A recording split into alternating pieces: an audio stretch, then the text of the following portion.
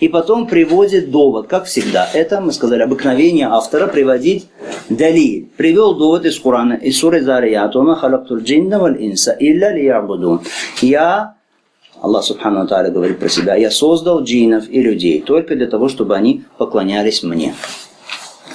Итак, Аллах Субхану ва Тааля создал людей для определенной цели. Не бесцельно. И этой целью является одно. Этой целью является поклонение, ибада. Ибада. Под ибада что подразумевается? Посмотрите, что сказано в аяте: «Я создал джиннов и людей, чтобы они поклонялись мне». Да? Кто-то скажет: многие многобожники поклоняются Создателю, поклоняются Аллаху, но при этом кому-то еще поклоняются, наряду с Аллахом Субхану ва Тааля. Получается, они, собственно, свою миссию выполняют на земле, свое предназначение. Сказано, чтобы они мне поклонялись. Хорошо? Чтобы они поклоняются. Поклоняются? Да, поклоняются. Правда, наряду с Аллахом Субхану ва Тааля еще кому-то поклоняются. То есть они выполняют свою функцию? Нет. Очень важно, ибада, внимательно, в Коране, если есть слово ибада или я'будун. Хорошо? «Вама халактуль джинна валь инса илля лиябудуни». Если есть слово ибада или глагол от слова ибада, поклоняться, поклоняйтесь, хорошо? То, как говорит Ибн Аббас, это означает таухид. Хорошо, под ибада в Коране подразумевается что? Что? Таухид, то есть единобожие, поклонение только Аллаху Субхану ва Тааля. Ибн Аббас сказал, всякое поклонение в Коране означает таухид. Если это понять, то станет многое ясным. Почему это довод на таухид, этот аят? «Вама халактуль джинна валь инса илля лиябудун». Я создал джиннов и людей только для того, чтобы они мне поклонялись. Потому что поклонялись в Коране что? Что означает? Поклонялись Аллаху еще кому-то наряду с ним? Нет. В Коране всегда ибада, как говорил Ибн Аббас, которого называли тарджуман Коран, знаток толкования Корана, всегда в Коране ибада означает поклонение только Аллаху, то есть таухид. Никакое поклонение не будет ибада, не будет поклонением без двух условий. Первое условие это ихляс, то есть искренне ради Аллаха оно только должно совершаться, то есть с единобожием. Второе, так как научил пророк алейхиссалату вассалям. Без следования по пути пророка саллаллаху алейхи ва саллям невозможно поклонение не будет поклонением. Например, слова Аллаха Субхану ва Тааля: «Я аюхан насу абуду раббакум». О люди, поклоняйтесь вашему Господу. Что означают эти слова? Мы сказали с вами, всякое слово, если есть ибада, означает, что таухид. Это слова, значит, означают: о люди, исповедуйте таухид, исповедуйте единобожие в отношении вашего Господа. Вахиду раббакум. Исповедуйте единобожие. И здесь тоже: «Вама халактуль джинна валь инса илля лиябудун». Я создал людей, джиннов и людей только, чтобы они поклонялись. То есть, чтобы они исповедовали таухид, поклоняясь только мне. То есть, поклоняясь только Аллаху Субхану ва Тааля, посвящая Ему одному поклонение. Если, например, человек возьмет телефон,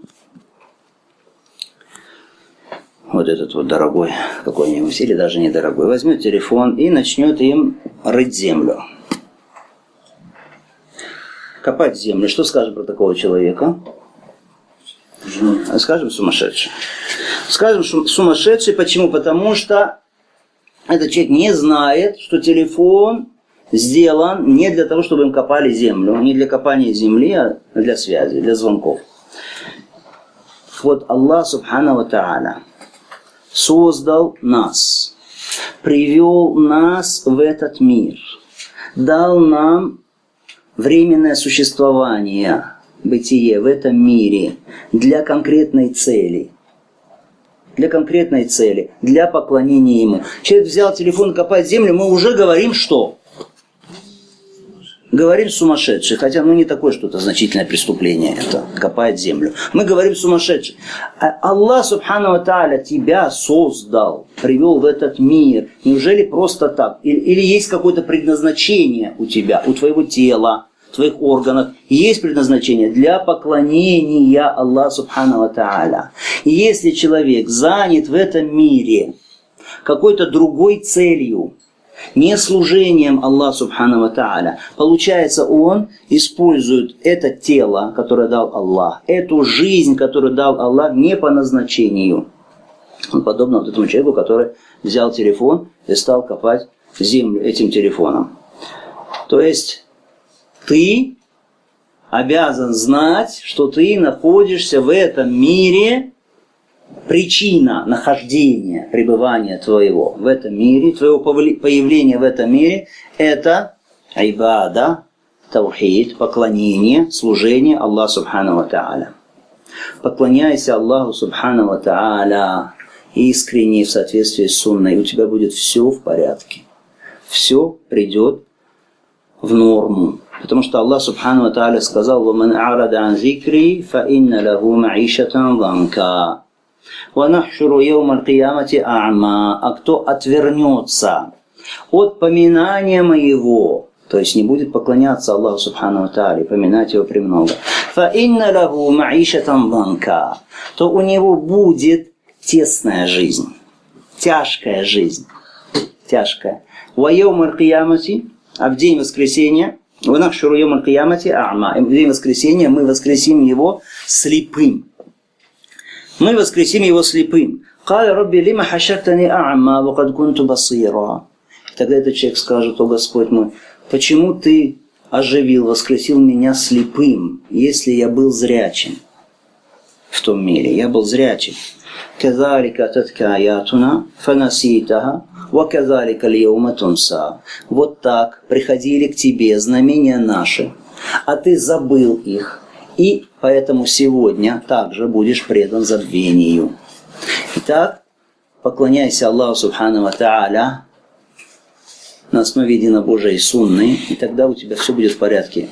Ты будешь счастлив и в этом мире, и будешь счастлив в вечном мире, в ахира. Иначе обретешь тесную жизнь и здесь, и там.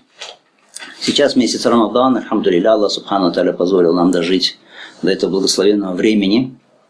Сейчас человек постится днем, ночью молится, совершает намазы, совершает в этот месяц много деяний. Удивительно, что совершаешь в этот месяц гораздо больше, чем совершаешь обычно. Делаешь гораздо больше, чем в другие дни. Но при этом что? Чувствуешь себя радостным, чувствуешь себя счастливым, чувствуешь себя окрыленным, чувствуешь умиротворение, неизъяснимую радость в этот месяц. Хотя делаешь много, постишься целый день, еще дни такие длинные, жаркие бывают. Потом молишься по ночам. Но ты счастлив. Но ты счастлив. Почему? Почему счастлив? Да потому что ты используешь эту жизнь, используешь в это время это свое тело для цели, ради которой ты существуешь. Поэтому ты и счастлив. Потому что ты подчинил себя, свое тело, для того, для чего ты создан. Для поклонения Аллаху Субхану ва Тааля. Невозможно, чтобы это тело чувствовало настоящий покой, настоящее умиротворение, настоящую радость. Иначе как при поклонении Аллаху Субхану ва Тааля. Поэтому, если вы помните, пророк алейхиссалату вассалям, что говорил Билаль? Арихна биха я Билаль. Арихна биха я Билаль. То есть дай нам отдохновение, о Билаль, посредством намаза. Билаль, он муаззин, пророк алейхиссалату вассалям, призывал к намазу. Потом произносил икаму. Пророк алейхиссалату вассалям ждал намаза. Почему? Потому что только в служении Аллаху Субхану ва Тааля чувствует человек настоящее, подлинное отдохновение. Арихна биха я Билаль. Дай нам отдохновение посредством него, то есть намаза, о Билаль. Пророк алейхиссалату вассалям говорил: «Ваджуилят куррату айни фиссалях». Усладой очей моих сделан намаз. То есть мое наслаждение, услада очей моих — это молитва, поклонение Аллаху Субхану ва Тааля. Таким образом, аль-ибада, поклонение — это цель создания джиннов и людей. И если человек занимается не этим, такой человек будет несчастен. Чем меньше занимается поклонением, тем более несчастен. Чем больше занимается служением Аллаху Субхану ва Тааля, тем больше у него умиротворения, спокойствия, счастья. И он испытывает отдохновение, и рай уже здесь на земле, в его сердце. Ибн аль-Кайим, рахималлаху та'аля, известные слова такие его, про этих вот несчастных, он сказал: «Фарру мин риккин хуликула, вавулу би риккин нафси ва шейтан». Они убежали от рабства, ради которого созданы, то есть рабского служения Аллаху Субхану ва Тааля, убежали от рабства, ради которого созданы, и попали в рабство к нафсу и шейтану. Попали в рабство к нафсу и шейтану. То есть человек создан для того, чтобы быть рабом Аллаху, чтобы служить Аллаху Субхану ва Тааля. Если будет убегать от этого рабского служения Аллаху Субхану ва Тааля, то обязательно попадет в другое рабство. То есть, так или иначе, ты будешь рабом. Ты будешь чему-то или кому-то служить. Это обязательно так. Только вопрос, кому? Всемогущему Создателю, который наделил тебя всем, что у тебя есть, и дает тебе существование, который заслуживает этого поклонения, который даст тебе за это поклонение великое счастье, нескончаемое, или рабство нафсу и шейтану, которое заведет тебя в ад, в мучения и в страдания, и в эту тесную жизнь, о которой сказано в аяте. Итак, отдохновение, умиротворение, счастье получишь только через поклонение. Еще поклонение. Если будешь поклоняться Аллаху, если будешь выполнять миссию эту свою на этой земле, Аллах Субхану ва Тааля пропитает тебя, даст тебе ризк. То есть причина открытия дверь ризка. Двери пропитания, ризка, благосостояния, достатка открываются из-за подлинного поклонения Аллаху Субхану ва Тааля. وَمَنْ يَتَّقِ اللَّهَ يَجْعَلْ لَهُ مَخْرَجًا وَيَرْزُقْهُ مِنْ حَيْثُ لَا يَحْتَسِبُ. А кто боится Аллаха, то есть соблюдает его приказы и запреты, يَجْعَلْ لَهُ مَخْرَجًا, тому Аллах дает выход. То есть выход из всех сложностей. وَيَرْزُقْهُ مِنْ حَيْثُ لَا يَحْتَسِبُ. И дает ему пропитание, достаток оттуда, откуда он не ожидает. Посмотрите аят, который привел шейх в качестве доказательства того, что предназначение наше – это служение Аллаху Субхану ва Тааля, поклонение Ему. Какой аят у вас в листочках? وَمَا خَلَقْتُ الْجِنَّ وَالْإِنسَ إِلَّا لِيَعْبُدُونَ. Этот аят, конечно, наизусть. Многие знают его уже наизусть, но следующий урок наизусть по-арабски, иншаллаху та'аля. Несложно. وَمَا خَلَقْتُ الْجِنَّ وَالْإِنسَ إِلَّا لِيَعْبُدُونَ. Создал я джиннов и людей только для того, чтобы они поклонялись мне, будучи единобожниками. Этот аят. А что дальше сказано после этого аята? Кто знает суру Зарият? «Ма уриду минну мин ризки, ва ма уриду ан ют'имун». Я не хочу от них ризка, какого-то надела. Аллаху не нужно твое поклонение. Он ничего не получает от этого. Не хочу никакого удела, никакого ризка. «Ма уриду минну мин ризк». «Вама уриду ают'имун». И я не хочу, чтобы они меня кормили.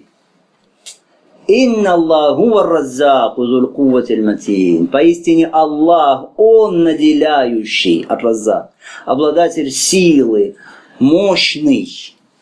Почему Аллах упоминает здесь ризк, пропитание, достаток, что Он наделяет? После чего упоминает? После приказа поклоняться Ему. То есть, если будешь поклоняться Аллаху Субхану ва Тааля подлинно, это причина того, что откроются двери достатка, ризка, удела от Аллаха Субхану ва Тааля. Да услышат это те люди, которые говорят: ну как я буду поклоняться, как я буду совершать намаз, как я буду делать то, это, если мне надо работать, если мне надо зарабатывать, нужен ризк, пропитание и так далее. Аллах Субхану ва Тааля, после того, как говорит тебе поклоняйся, говорит, что Он раззак, Он, который дает тебе пропитание Субхану ва Тааля.